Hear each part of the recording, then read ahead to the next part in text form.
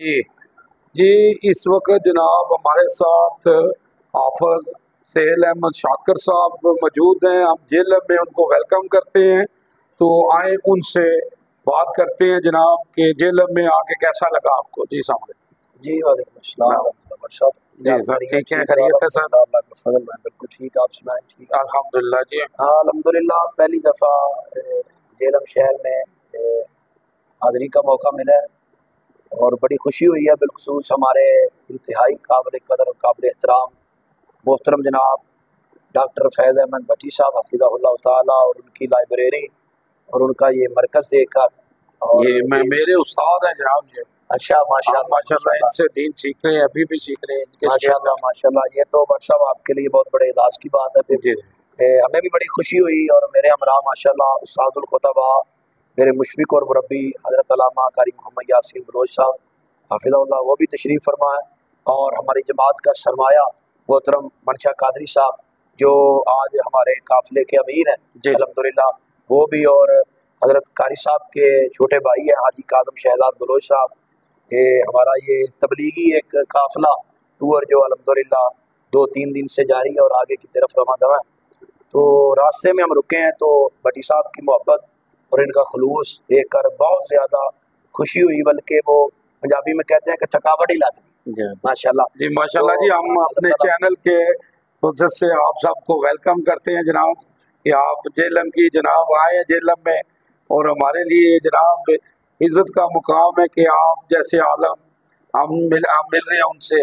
اور آپ آج اس موقع پر آپ جناب اس چینل کے حوالے سے کیا کہنا چاہیں گے؟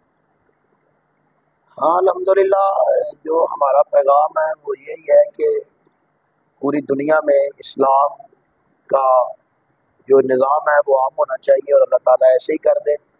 اور اسلام ہی ایک بہترین دین ہے جس کو اپنانے سے اور جس پر عمل کرنے سے دنیا میں اور بالخصوص ملک پاکستان کہ جس کی بنیاد ہی اسلام ہے، یعنی کہ لا الہ الا اللہ.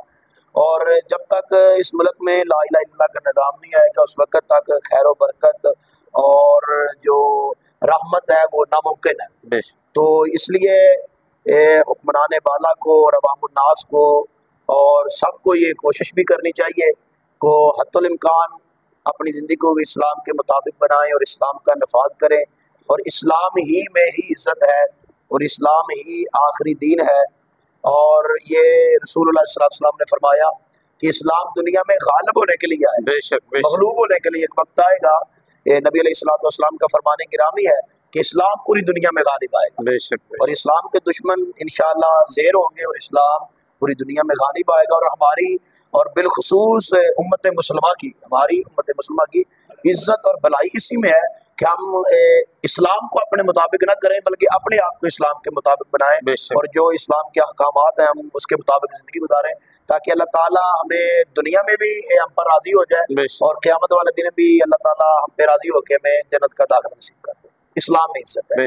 یہ آج کا ملاقات اور اس چینل کے ذریعے میرا پیغام ہے کہ اسلام اپنائیے، اسلام کے ساتھ محبت کیجیے، اور دین اسلام ہی دنیا اور آخرت میں عزت کا آسمان ہے. یہ ہمارا اس چینل کے ذریعے محبت والا پیغام ہے. ماشاء اللہ. جی میں کہوں گا جی کہ وہ کہا کسی نے شعر تھی کہ اللہ نے اسلام میں لچک رکھی ہے، اسے جتنا بھی تم دباؤ گے یہ اتنا ہی ابھرے گا.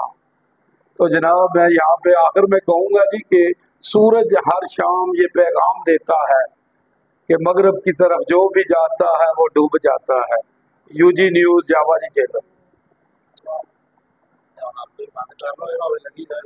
ایسا انہوں نے پیغام دیتا ہے